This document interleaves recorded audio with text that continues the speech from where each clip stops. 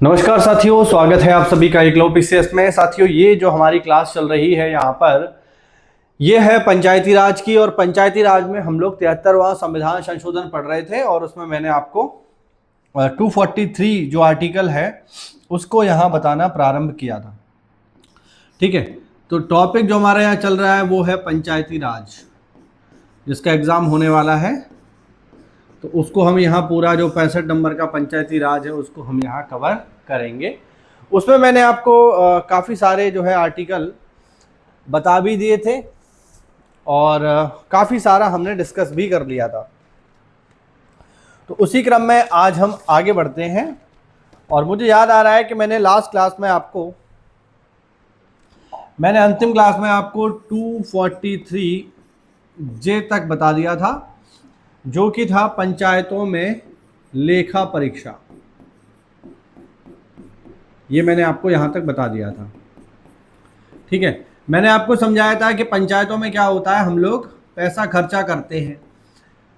पंचायतों की आय भी होती है। आय कहाँ से होती है ये भी मैंने आपको बताया था कि पंचायत के आय के मेनली 3 सोर्स हैं: केंद्रीय वित्त, राज्य वित्त और अपना खुद का जो OSR है वो। अब यहाँ से जो पंचायतों को पैसा प्राप्त हो रहा है वो पंचायत विभिन्न मदों में खर्च करती है। नल बनवाने में, रीबोर करवाने में, सड़क, खरंजा, मरम्मत, मानदेय भी देते हैं हम लोग। तो उनका फिर क्या होता है, हर साल जो है वो होता है ऑडिट, और इसी को कहते हैं लेखा परीक्षा। ठीक है, ये मैं आपको लास्ट क्लास में मैंने बता दिया था। अभी आज हम आगे बढ़ेंगे और आज जो हम बात करेंगे वो इसके अगले आर्टिकल की करेंगे, जो कि है 243 के बारे में। अनुच्छेद 243 के। अनुच्छेद 243 के क्या है? ये है साथियों राज्य निर्वाचन आयोग। अनुच्छेद 243 के में आपको मिलेगा क्या? राज्य निर्वाचन आयोग। याद रखिएगा, बहुत ज़्यादा महत्वपूर्ण है। पेपर में बिल्कुल आपसे पूछा जा सकता है कि बताइए राज्य निर्वाचन आयोग का उल्लेख भारतीय संविधान के किस अनुच्छेद में है, तो आप बताएंगे राज्य निर्वाचन आयोग का उल्लेख है भारतीय संविधान के अनुच्छेद 243 के में। राज्य निर्वाचन आयोग की बात करेंगे हम साथियों, तो राज्य निर्वाचन आयोग में जो सबसे महत्वपूर्ण पद है वो है निर्वाचन आयुक्त का। तो सबसे महत्वपूर्ण इसमें पद है, जो सबसे बड़ा इसका अधिकारी होता है वो है निर्वाचन आयुक्त। इसी के बारे में हमें बातचीत करनी है। सबसे पहले आपको पता करना है कि निर्वाचन आयुक्त की नियुक्ति कौन करेंगे साहब, कौन व्यक्ति इनकी नियुक्ति करेंगे। तो याद रखिएगा, इनकी नियुक्ति की जाती है संबंधित राज्य के राज्यपाल के द्वारा। याद रखना, जिस राज्य में भी आप निर्वाचन आयुक्त बना रहे हो, ठीक है, इसे हम बोलते हैं राज्य निर्वाचन आयुक्त। राज्य निर्वाचन आयुक्त। तो जिस राज्य में भी निर्वाचन आयुक्त बन रहा है उसकी नियुक्ति संबंधित राज्य के राज्यपाल करेंगे। दूसरा, इनकी योग्यता की अगर हम बात करें कि योग्यता क्या है, योग्यता, तो योग्यता की अगर मैं बात करूं तो योग्यता को लेकर संविधान मौन है। इसका क्या मतलब हुआ? यानी इनकी योग्यता का संविधान में कोई उल्लेख नहीं है। यानी संविधान इस बारे में या आर्टिकल 243 के इस बारे में कुछ नहीं कहता कि राज्य निर्वाचन आयुक्त का जो पद होगा उसके लिए न्यूनतम योग्यता क्या है। ठीक है, उसको इंटर पास होना चाहिए, उसको स्नातक होना चाहिए, परा स्नातक होना चाहिए, नौकरी का अनुभव होना चाहिए, नहीं होना चाहिए, ये सबका उल्लेख भारतीय संविधान में नहीं। इसीलिए अगर पेपर में सवाल आएगा कि राज्य निर्वाचन आयुक्त हेतु योग्यता का उल्लेख है किस अनुच्छेद में, तो ऑप्शन वहां होंगे और निश्चित सी बात है वहां 243 के भी होगा। तो आपको ये समझ लेना है कि योग्यता की यहां पर कोई संविधान बात नहीं करता है। संविधान ने जो इसकी योग्यता है वो राज्यों के ऊपर छोड़ रखी है। ठीक है, राज्य विधानमंडल कानून बना सकते हैं। यानी संविधान इस बारे में कुछ नहीं कह रहा है कि इतना पास हो, इतना फेल हो, इतनी योग्यता हो। इतना पढ़ा लिखा हो, नहीं, वो कुछ नहीं कहता। लेकिन हाँ, राज्य विधानमंडल अगर चाहे तो इसकी योग्यता को लेकर कानून बना सकते हैं। सामान्य रूप से कौन व्यक्ति नियुक्त होता है राज्य निर्वाचन आयुक्त के पद पर? ज्यादातर जो सामान्य परंपरा है वो ये कि जो मोस्ट सीनियर आईएएस होते हैं या तो रिटायर होने के करीब होते हैं या रिटायर हो चुके होते हैं, तो जो बहुत ही वरिष्ठ प्रशासनिक अधिकारी होते हैं, सीनियर आईएएस होते हैं, उनको सामान्यता बना दिया जाता है। या फिर आप किसी हाई कोर्ट के जज रह चुके हैं, उनको भी, जो रिटायर्ड जज होते हैं उनको भी बना दिया जाता है ना। तो मूल रूप से जो जिनको प्रशासनिक अनुभव होता है, लंबा चौड़ा प्रशासनिक अनुभव होता है, उनको यहाँ पर इस पद पर बिठाया जाता है। लेकिन हाँ, योग्यता यहाँ पर कुछ नहीं है, योग्यता का यहाँ पर कोई उल्लेख नहीं है। इस चीज को आप लोग बिल्कुल दिमाग में रखिएगा, ठीक है। हाँ, अब बात करते हैं इनकी पद अवधि की। भाई पद अवधि भी तो कुछ ना कुछ होगी। चलिए, पद अवधि, तो पद अवधि की अगर हम बात करें साथियों, तो पद अवधि को लेकर भी संविधान मौन है कि 4 साल रहेंगे, 5 साल रहेंगे, है ना। राज्यपाल के प्रसाद पर्यंत, इसका क्या मतलब हुआ?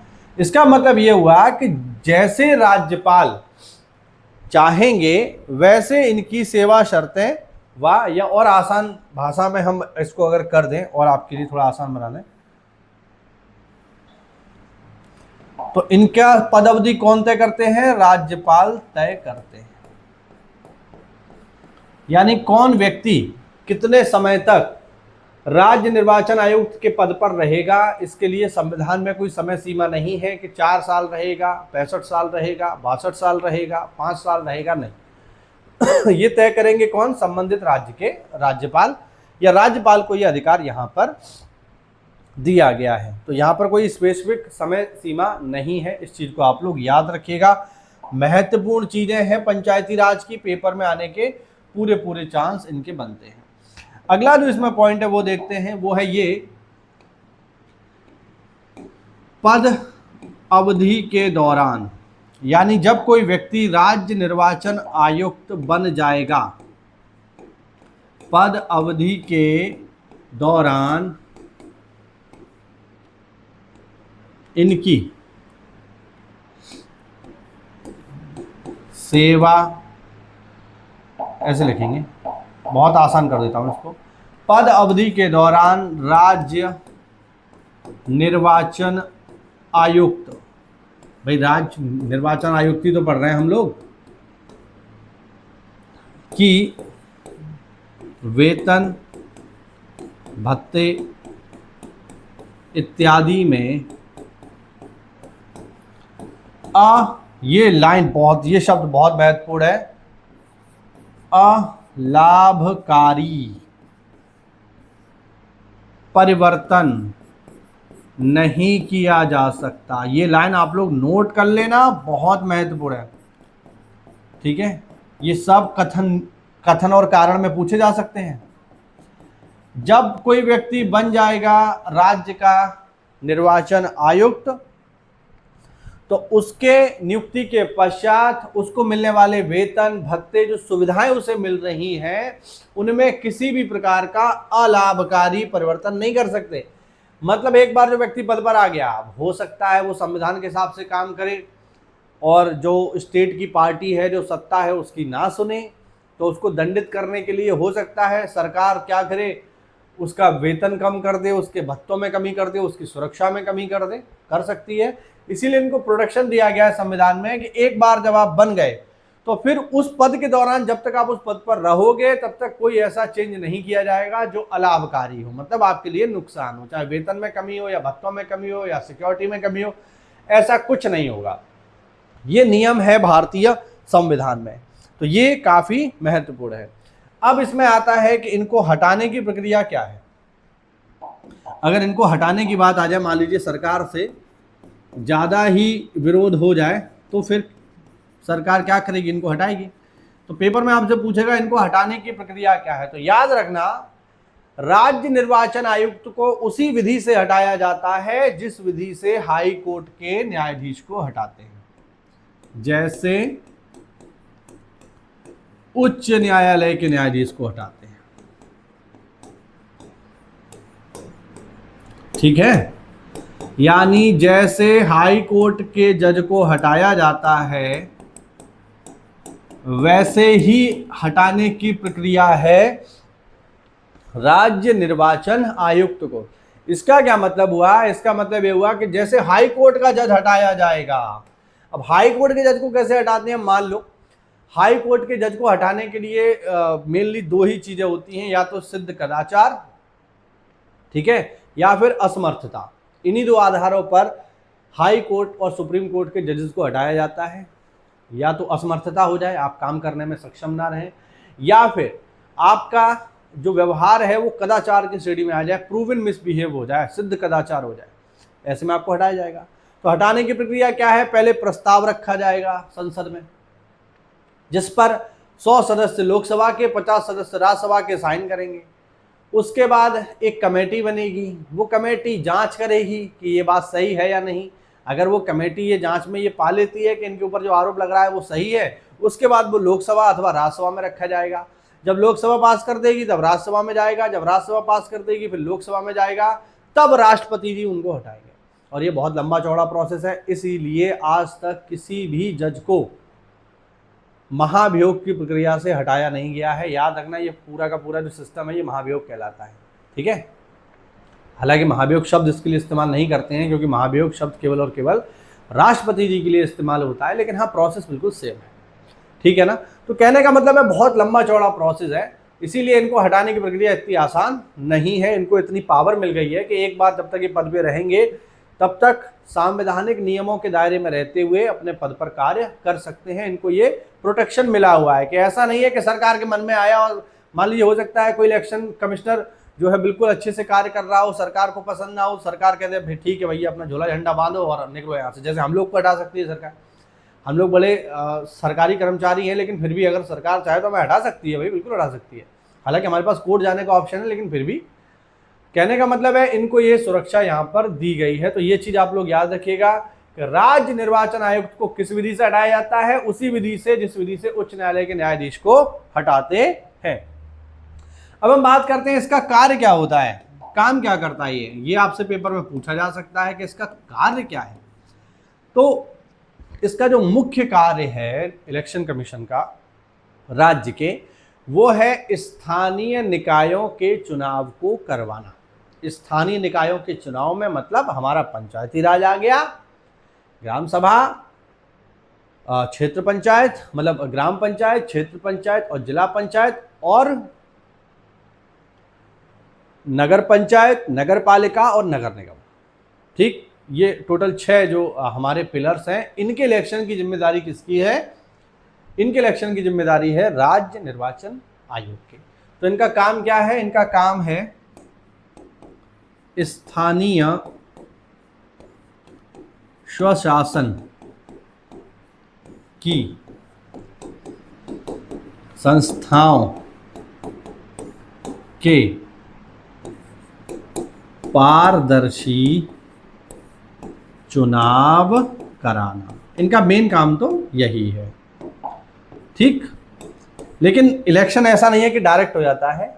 इलेक्शन से पहले भी बहुत सारी चीज़ें होती हैं, वो मैं ज़रा आपको बताता हूँ कि इसके अलावा ये और क्या क्या करते हैं। तो इलेक्शन तो कराएंगे ही, लेकिन इलेक्शन कराने से पहले कुछ महत्वपूर्ण चीज़ें हैं, जैसे निर्वाचक नामावली तैयार करना। ये इंपॉर्टेंट चीज़ है, पेपर में आ सकती है आपके कि ये कार्य है या नहीं इलेक्शन कमीशन का।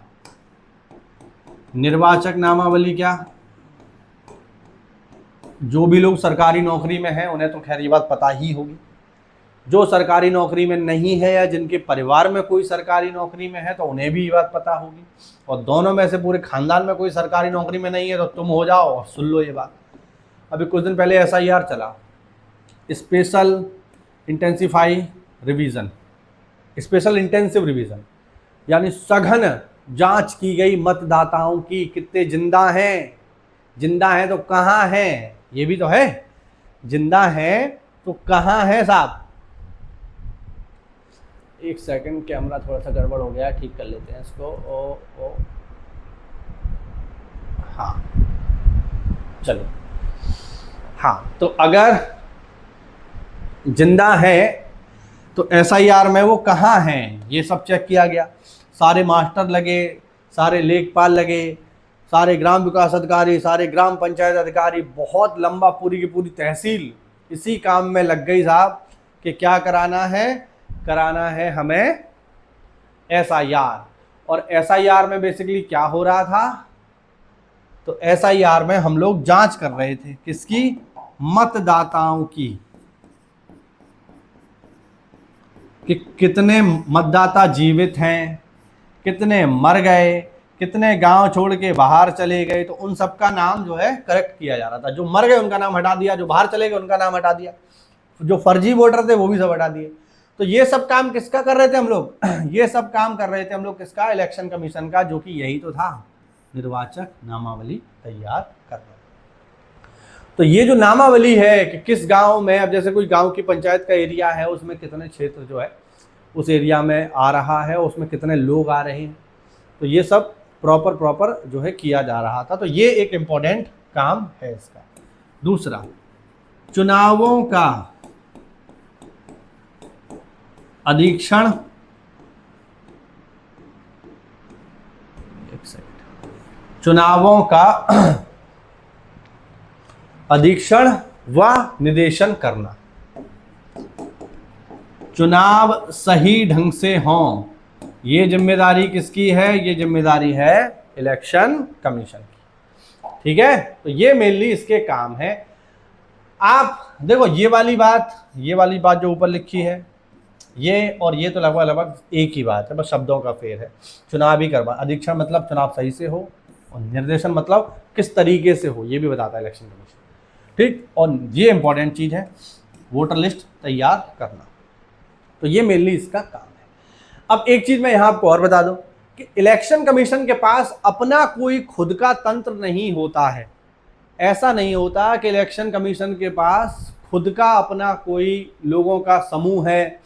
जैसे बहुत सारे विभाग होते हैं, है ना, जैसे हमारा ये पंचायती राज विभाग है, या जैसे राजस्व विभाग है, तो राजस्व विभाग में पूरी की पूरी टीम होती है नीचे से लेके ऊपर तक। वैसा इलेक्शन कमीशन के पास नहीं होता। तो इसको जब काम कराना होता है, ठीक है, जब इसको काम कराना होता है तो लोग कहाँ से आते हैं, तो इनको काम कराने के लिए इनको जब आवश्यकता होती है मैन पावर की, तो ये रिक्वेस्ट करते हैं राज्यपाल से कि साहब हमें इतने लोग चाहिए। और राज्यपाल जी फिर क्या करते हैं, जितने भी सरकारी लोग हैं उनको काम पर लगा देते हैं। यानी नॉर्मल कंडीशन में हम लोग अपने अपने विभाग के कर्मचारी अधिकारी हैं, लेकिन जैसे ही चुनाव आएगा तो वैसे ही हम लोग इलेक्शन कमीशन के कर्मचारी और अधिकारी हो जाएंगे। और जो काम इलेक्शन कमीशन हमें बताएगा, जैसे मैंने अभी आपको एग्जांपल दिया एसआईआर का, ये हमें काम दिया एसआईआर का।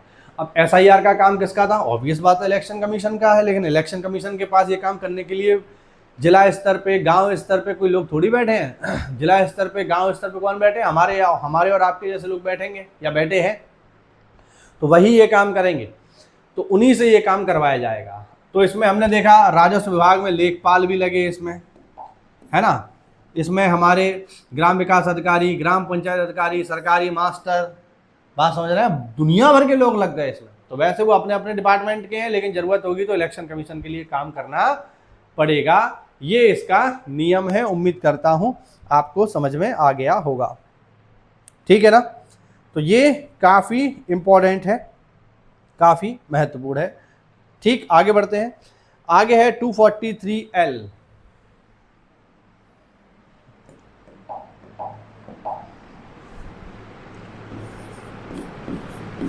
टू 243L में ज़्यादा कुछ नहीं है, बस एक लाइन आप लोग याद रखना। संघ क्षेत्रों मतलब यूनियन टेरिटरीज, यूटीज में पंचायती राज का लागू होना, पंचायती राज अधिनियम का लागू होना। ठीक है, यानी जो हमारा 243L है वो क्या कह रहा है कि जो हमारा पंचायती राज अधिनियम है वो राज्यों पर यानी जो पूर्ण राज्य हैं वहां तो लागू होगा ही होगा, लेकिन इसके अलावा वो संघ राज्यों में भी लागू होगा, ये कह रहा है अनुच्छेद 243L।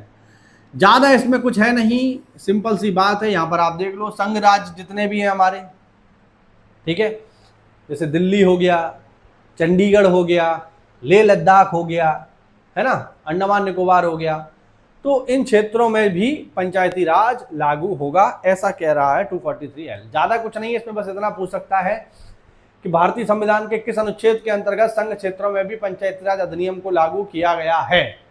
4 ऑप्शन होंगे, 243K, 243J, K, L, M, इस तरीके से। तो सही जवाब आपको देना है 243L। ज्यादा कुछ नहीं है इसमें, टेंशन लेने की जरूरत नहीं है। आगे देखिए, आगे है 243M। ये थोड़ा सा इंपॉर्टेंट है, इसको आप लोग अच्छे से याद कर लेना, नोट कर लेना। 243M है कि भाग 9 का लागू ना होना। भाग 9 निम्न क्षेत्रों में लागू नहीं होगा।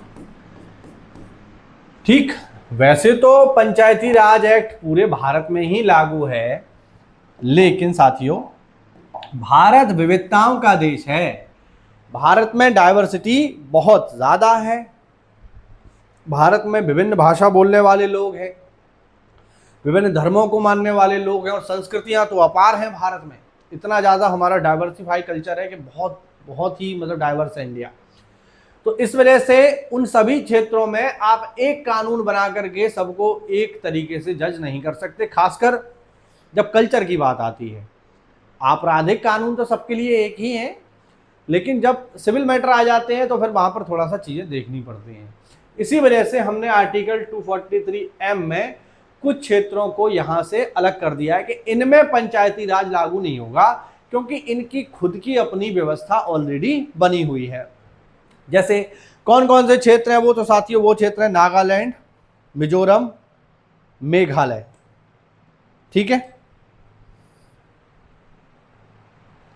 नोट कर लेते हैं इसको। नागालैंड, नागालैंड में ये भाग 9 लागू नहीं होगा, मिजोरम में लागू नहीं होगा, और मेघालय में लागू नहीं होगा। यानी पंचायती राज एक्ट जो है वो, यानी 73वां संविधान संशोधन के अंतर्गत जो पंचायती राज लागू किया गया है वो नागालैंड, मिजोरम और मेघालय में लागू किसी भी तरीके से नहीं होगा। इन राज्यों में तो लागू नहीं होगा। इसके अलावा कुछ राज्य ऐसे हैं जहां पर कुछ विशेष जगहों पर लागू नहीं होगा, बाकी जगह पर लागू होगा, जैसे मणिपुर। अब मणिपुर में, ज्यादातर मणिपुर में पंचायती राज अधिनियम लागू होगा, लेकिन उन क्षेत्रों में लागू नहीं होगा जहां जिला परिषद विद्यमान है। ठीक है, यानी मणिपुर के वे पर्वतीय जिले जहां जिला परिषद विद्यमान है, यानी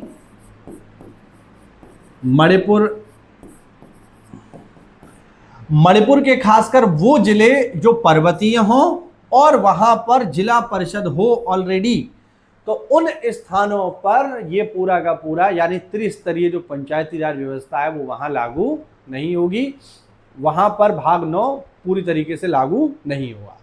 शेष जो मणिपुर के इलाके बचे जो पर्वतीय नहीं है, वहां पर भाग 9 लागू होगा, और नागालैंड, मिजोरम, मेघालय में तो 100% लागू नहीं होगा। मणिपुर में कुछ जगहों पर लागू होगा, वे जगह जो पर्वतीय हैं और जहां जिला परिषद है वहां पर लागू नहीं होगा। ठीक, और हम देखें एक नियम इसमें और है, वो नियम क्या है? वो नियम है साथियों वेस्ट बंगाल,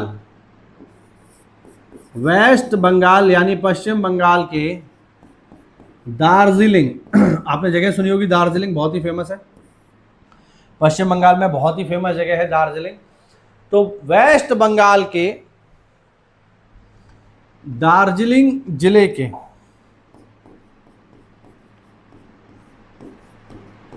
पर्वतीय क्षेत्र जहां गोरखा पर्वतीय परिषद है, वहां लागू नहीं होगा। तो ये भी आपको याद रखना है। सामान्य रूप से वेस्ट बंगाल में हम लोग जानते हैं कि पश्चिम बंगाल में 4 स्तरीय पंचायती राज व्यवस्था लागू है। मैं ऑलरेडी आपको बता चुका हूं, आप लोग जानते हैं कि पश्चिम बंगाल ऐसा राज्य है जहां पर 4 स्तरीय है, ग्राम पंचायत, अंचल पंचायत, आंचलिक पंचायत और जिला पंचायत। ये बात हम लोग पढ़ चुके हैं। लेकिन वेस्ट बंगाल का ही एक जिला जिसे हम कहते हैं दार्जिलिंग, तो दार्जिलिंग जिले के वो पर्वतीय क्षेत्र जहां पर गोरखा पर्वतीय परिषद काम कर रही है पहले से, तो वहां पर ये कानून लागू नहीं होगा। तो ये महत्वपूर्ण है भाई, ये आर्टिकल काफी महत्वपूर्ण है। बिल्कुल आपसे एग्जाम में पूछा जा सकता है कि बता दो वो कौन कौन से क्षेत्र हैं जहां पर भाग 9 लागू नहीं है। तो अच्छे से जिसने पढ़ा होगा बाबूजी वही जवाब दे पाएगा। जो ऊपर ऊपर से रट्टा मार के जाएंगे कि आर्टिकल इसमें इतना है, इसमें इतना है, उनसे ये सवाल नहीं हिलने का। ठीक है, उम्मीद करता हूं आर्टिकल 243M आपको समझ में आ गया होगा। नोट्स इसके बनाते जाओ साथ के साथ।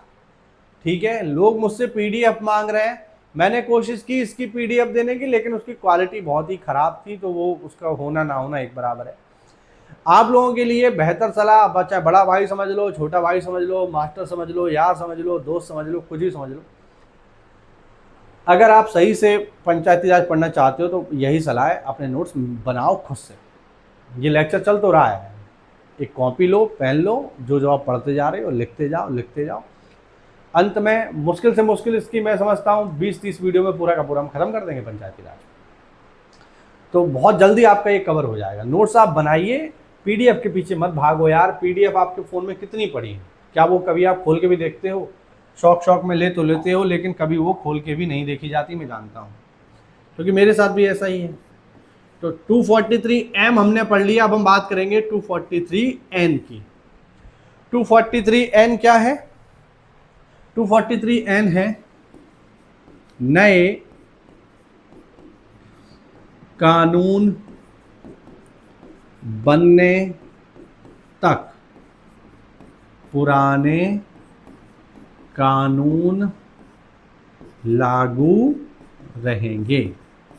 यानी पंचायती राज को लेकर के, अब पंचायती राज 73वें संविधान संशोधन के अंतर्गत आया है 1993 में 24 अप्रैल को। तो पंचायती राज के अंतर्गत पंचायती राज को लेकर के शक्तियां दे दी गई राज्यों को, तो राज्यों को कानून बनाने का अधिकार मिल गया। लेकिन ऐसा थोड़ी है कि 24 अप्रैल 1993 को अधिकार मिला है तो 25 अप्रैल से ही कानून बन जाएगा, ऐसा नहीं होगा। कानून बनने में समय लगता है, उसकी ड्राफ्टिंग की जाती है, सारा कुछ अध्ययन किया जाता है, तब 5-6 साल में जाकर के कोई कानून अच्छे से बन पाएगा। उसकी ड्राफ्टिंग अच्छे से, भाई रिसर्च करके तो कानून बनाओगे, अंदर तो कुछ भी पेल दोगे। तो जब तक नया कानून नहीं बन जाता तब तक पुराना वाला लागू रहेगा।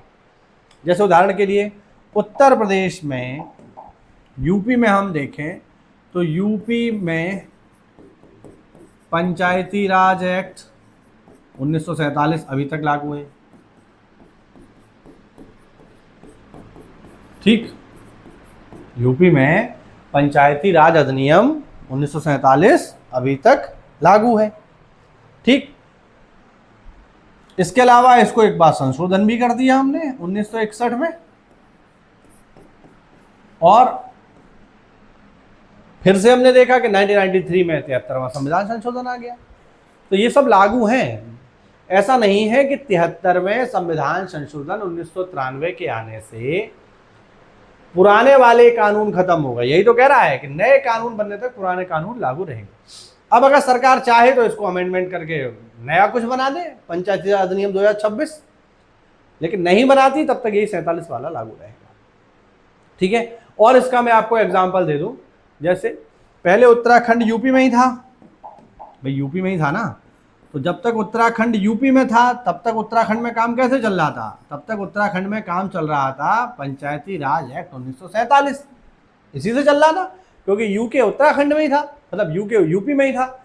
जब उत्तराखंड यूपी में था तो सन 2000 में अलग हो गया, लेकिन मैं आपको बता दूं कि उत्तराखंड ने 2000 में अलग होने के बाद अपना पंचायती राज एक्ट 2016 में बनाया,